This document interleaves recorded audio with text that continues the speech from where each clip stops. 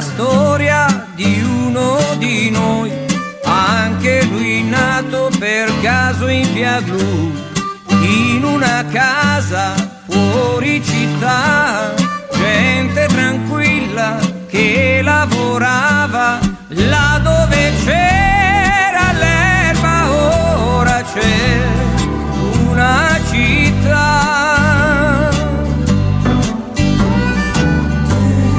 E quella casa in mezzo al verde ormai, dove sarà? Questo ragazzo della via Glu si divertiva a giocare con me, ma un giorno disse vado in città, e lo diceva mentre piangeva. Io gli domando, amico, non sei contento?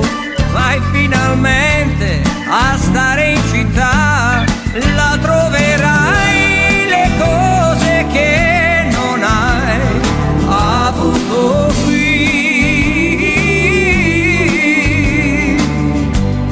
Potrai lavarti in casa senza andare giù nel cortile.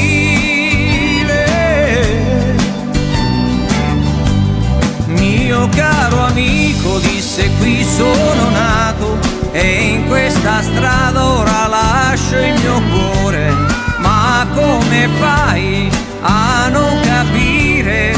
È una fortuna per voi che restate a piedi nudi a giocare nei prati, mentre là in centro io respiro il cemento.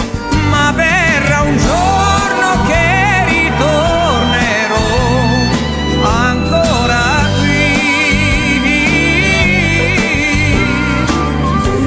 e sentirò l'amico treno che fischia così. Wow, wow.